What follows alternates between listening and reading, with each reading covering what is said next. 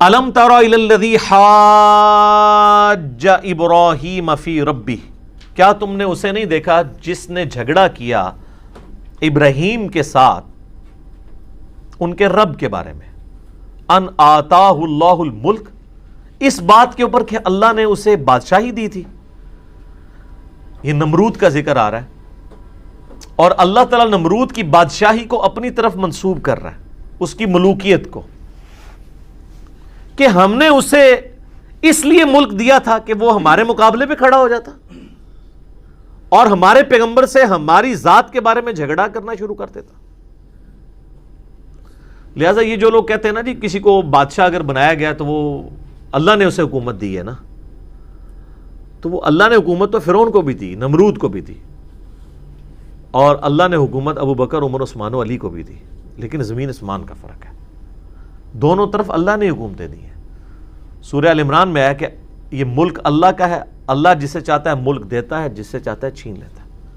پھر اللہ تعالیٰ نے صاف فرمایا وَتُعِزُّ مَن تَشَاءُ وَتُذِلُّ مَن تَشَاءُ، جسے چاہتا ہے عزت دیتا ہے، جسے چاہتا ہے ذلیل کرتا ہے.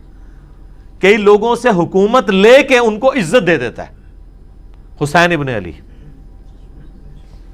اور کئی لوگوں کو حکومت دے کے ذلیل کر دیتا ہے، یزید ابن معاویہ. اللہ کہتا ہے میں دیتا بھی ہوں اور لیتا بھی ہوں، اور عزت بھی دیتا ہوں اور لیتا ہوں.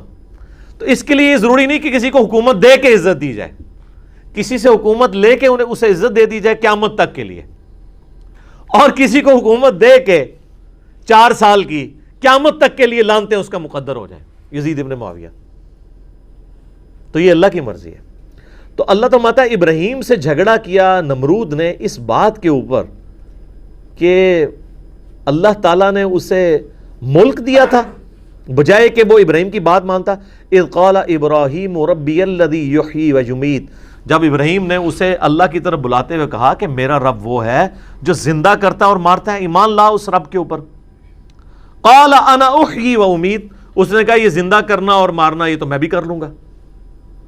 لیکن اگے کہانی کرائی، جس طرح مولوی بھی کہانی کرا دینے. آپ انہیں کہنا کہ یہ بات کا حوالہ کہیں تو اور سے اور بات کر دیتے ہیں، وہ بات ہی کچھ اور ہو رہی ہوتی ہے، اس کا جواب کچھ اور دے دیتے ہیں.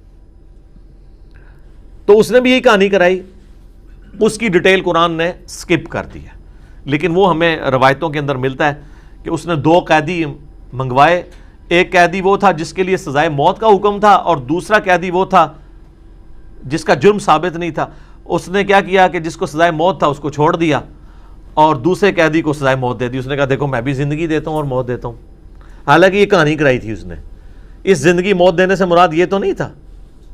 لیکن اب 2 طریقے ہیں. ایک تو ہے کہ اب ایک جاہل آدمی سے آپ کا واسطہ پڑ گیا تو اب آپ اس کو ہینڈل کس طرح کریں گے. حضرت ابراہیم علیہ السلام نے کہا یار چھوڑو اس ٹاپک کو، اس سے پیچھے ہٹ کے آپ نے اگلی دلیل رکھی، کیونکہ اب اس کو یہ بات منوانا مشکل تھا، کیونکہ وہ اب اپنے اس جاہلیت کے اوپر اترا ہوا تھا.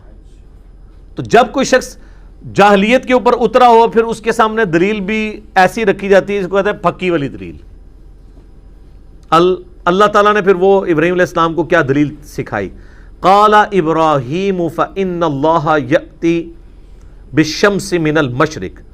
تو ابراہیم نے کہا کہ پر دیکھو کہ بے شک میرا اللہ تو وہ ہے جو نکالتا ہے سورج کو مشرق سے. فأتی بہا من المغرب، تو اگر رب ہے نا تو مغرب سے نکال کے بتا. اب یہ لٹریچر کی زبان میں بات ہو رہی ہے، سائنٹیفک لینگویج میں نہیں بات ہو رہی. یعنی ود رسپیکٹ ٹو زمین، جو ہم زمین پہ ایک بندہ آبزرو کرتا ہے. میرے پچھلے دنوں ویڈیو بھی ریکارڈ ہو چکی ہے زمین ساکن ہے کے حوالے سے. اس میں نے بتایا تھا کہ یہ جو علماء کہتے ہیں زمین ساکن ہے اور قرآن سے ثابت کرتے ہیں، غلط رزلٹ نکالتے ہیں. اور اسی جگہ میں نے جو غیر مسلموں نے مسلمانوں پہ قرآن کے اوپر اعتراضات کیے ہیں کہ جی سورج تو کبھی غروب ہی نہیں ہوتا، تو اس پہ میں نے پھر دلیل دی تھی کہ بھئی آج بھی امریکن اخباروں کے اوپر بھی سن سیٹ اور سن رائز لکھا ہو جاتا، تو پھر امریکہ کو بھی نہیں ابھی تک پتا کہ سورج نکلتا اور غروب نہیں ہوتا. تو وہ کہیں گے نہیں وہ تو ہم لٹریچر کی زبان میں بات کر رہے ہیں جو ہم آبزرو کر رہے ہوتے ہیں. تو یہاں پہ بھی آبزرویشن ہے. تو اللہ تعالیٰ فرماتا ہے فَبُہِتَ الَّذِي كَفَرَ، ہکا بکا رہ گیا وہ کافر. اس کے جواب میں کہاں سے نکال سکتا تھا وہ؟ کیونکہ اللہ کے فزیکل لاز اتنے محکم ہے کہ ان کو اللہ کے سوا کوئی چینج نہیں کر سکتا. اس دلیل کے اوپر وہ اب اسی طرح کے دلائل ہم سامنے ان کے رکھتے ہیں نا، آج کل کے بابوں کے سامنے بھی رکھتے ہیں. وہ کہتے ہیں جی وہ یہ کر لیتے تھے، وہ یہ کر لیتے تھے، جی وہ بسم اللہ پڑھا ہو تو جناب سمندر کے اوپر چل پڑے. ہم بھی یہ کہتے ہیں تو بسم اللہ پڑھ کے سمندر چھوڑ دے، ایک نالا عبور کر کے بتا دے. تو اللہ تعالیٰ فرماتا ہے وہ کافر ہکا بکا رہ گیا. واللہ لا یہدی القوم الظالمین، اور اللہ تعالیٰ ہدایت نہیں دیتا کسی ظالم کو. یعنی ہکا بکا رہ گیا، گل پھر بھی کوئی نہیں منی. جس طرح یہاں پہ لوگ کہتے ہیں جی دسو جی کتنے لکھا ہے، دکھا دو پھر، ہیں مندے پھر بھی کوئی نہیں. تو یہ کافروں والا ایٹیچیوڈ آج بھی اسی طریقے سے ہے.